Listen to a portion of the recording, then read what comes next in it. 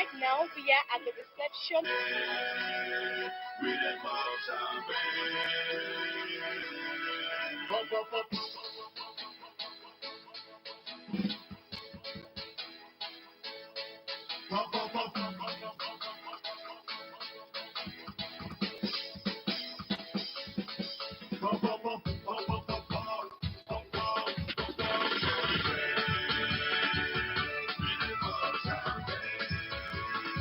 Keep watching Maryland. I need the police that can respond to emergencies first. I want the equipment I need to do my job.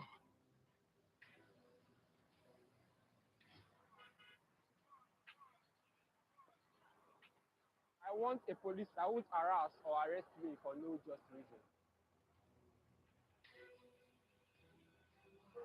I want to be valued for my work, not scared by honest people.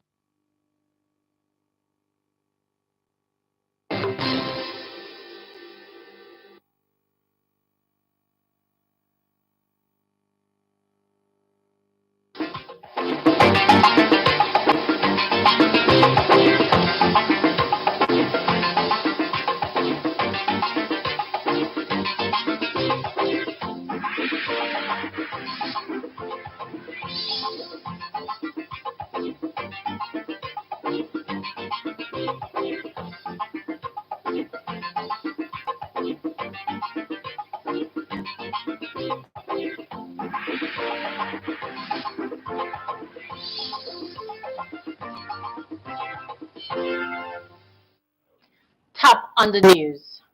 President Muhammadu Buhari signs 2010 Electoral Act Amendment Bill into law.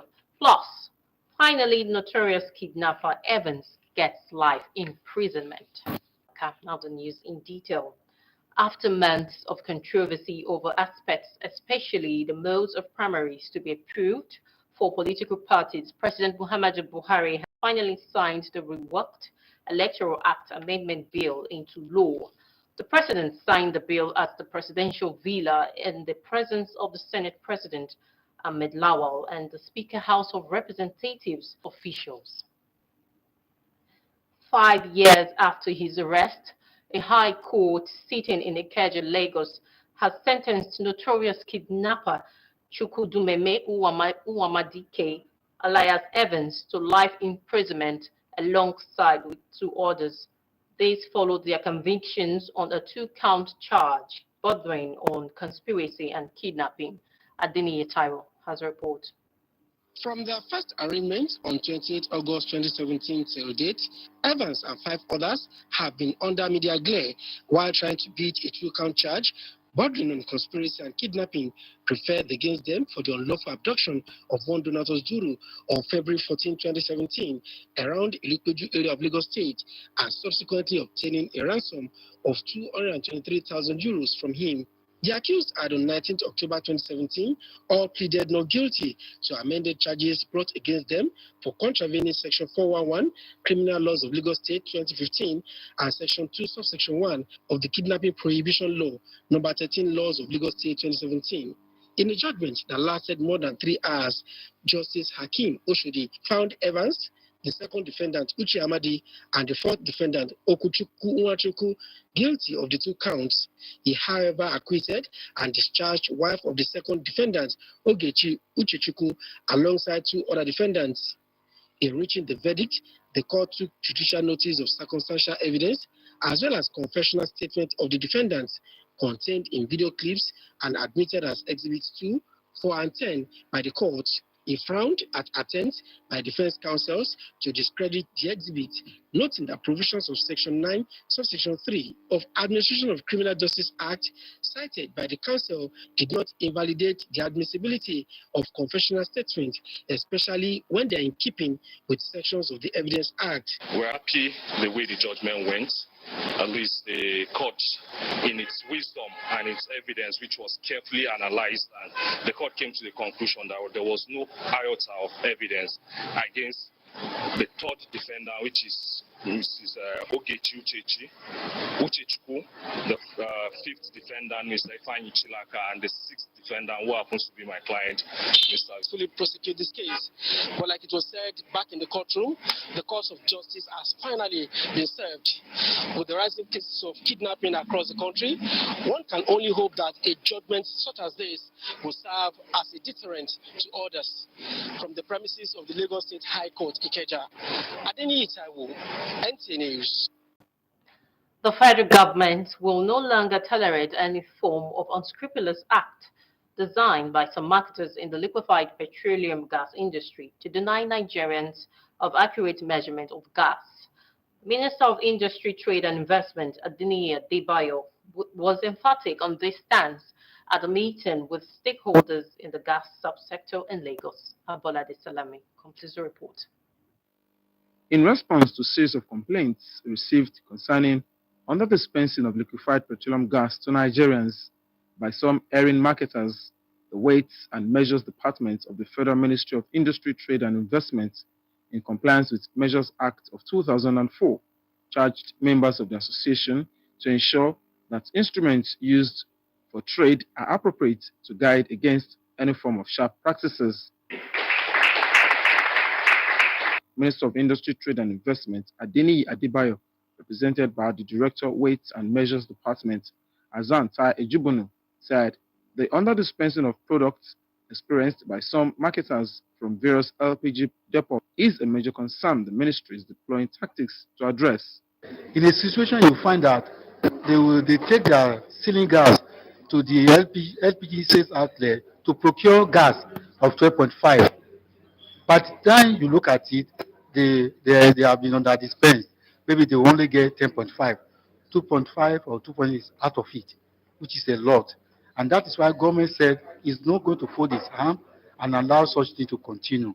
The interactive session provided an opportunity for key players in the gas subsector to identify gray areas impeding their operations, with a call on members of the Nigerian liquefied petroleum gas marketers not to compromise standards. As we are growing, so we practice with the fairness. Make sure what you said to customers, they are not subject. You give them accurately what they pay for. Then where we buy to, we buy accurately. And Nigeria will be good for that. While the Weights and Measures Department of the Federal Ministry of Industry, Trade and Investment is insisting on the use of accurate measuring instruments at depot and plants, a RAT Act was read to any erring operator in the gas value chain. In Lagos, Abolade Salami, NTA News. Meanwhile, Nigerian engineers have been admonished to contribute their quota to nation building, as it is the bedrock of a developed economy. This was at the investiture ceremony of the 19th president by the Association for Consulting Engineers in Nigeria. The report. The Association for Consulting Engineering in Nigeria, ACAN, was founded in 1971, and it is a body of registered independent private engineering consultancy firms and voice of the profession in Nigeria. The investiture ceremony of the 19th president of the association was flanked by accomplished and prominent Nigerian engineers, amongst whom were Senator Anthony Adefuye of the Federal Republic of Nigeria and Governor Seyi Makinde of Oyo State, ably represented. The chairman of the ceremony, Senator Anthony Adefuye, who was represented by former Minister of Works, Adeseye Ogunlewe, said the role of engineers in national development cannot be overemphasized. How is it possible for America to be the greatest country in the world if not for their engineers? Which country in the world is great without the contribution of the engineers? Congratulating the president on his new leadership role, some guests at the event urged the new president to take the association to greater heights. What they've put into ACAN to build a society for 50 years, if they put it into Nigeria, I can bet you we have a better Nigeria. One good thing about ACAN is that there's continuity of leadership. So we are not expecting anything radically different. But I think the new one, as others have done, will be improving. For me, it's a great joy that we've been able to weather through the 2 years, and handling an association that is vibrant, that is resilient, and ready to make progress. Here comes the moment where the outgoing president, George Okoroma, hands over the baton of leadership as the elated president of ACAN, Ajibade Oke, expressed his readiness to take on his new role. The event featured presentation of plaques to special guests of honor and goodwill messages from friends and colleagues. We cannot do without moving together. We must move together. That's the way. We must collaborate positively so that we can move forward. The 19th president of the Association for Consulting Engineering in Nigeria, Ajibade Oke, is an accomplished engineer who began his early career with Dunlop Nigeria PLC in the 90s. In Lagos, following the return of 2 Nigerian activists from Britain, the Oba of Benin, Omonoba Nedo Uku Apolopolo Eware II, says plans are underway to construct Benin Royal Museum, where all the recovered artifacts will be kept. The monarch stated this during his royal visit to Alake and paramount ruler of Egbaland, Oba Dedotun Aremu Gbadebo. Lekan Agbonde reports.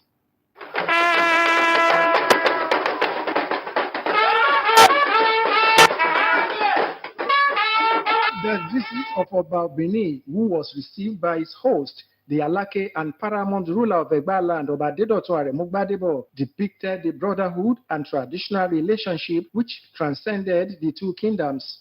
The Oba of Benin, who said he was happy to visit Egbaland, where he noted his grandfather had earlier resided, explained that preservation of the nation's artifacts is crucial and such artifacts should be kept within the palace. He expressed gratitude to the federal government and the Nigerian ambassador to the United Kingdom, Sharafa Atunji Ishola, for their efforts towards the return of the artifacts. We're happy to welcome the king and his entourage to Egba Palace. The royal brass cast effigy of Oba of Benin, sitting in royal and spiritual position, and a 7-kilogram book of Benin anthropology, cartons of wine glass embossed with logo of Oba of Benin, and clothing materials were presented to Oba Dedotun Aremu Gbadebo as royal gifts from Oba Eware II. The Benin monarchy and anthropology of Benin history, a passion of part of Benin history.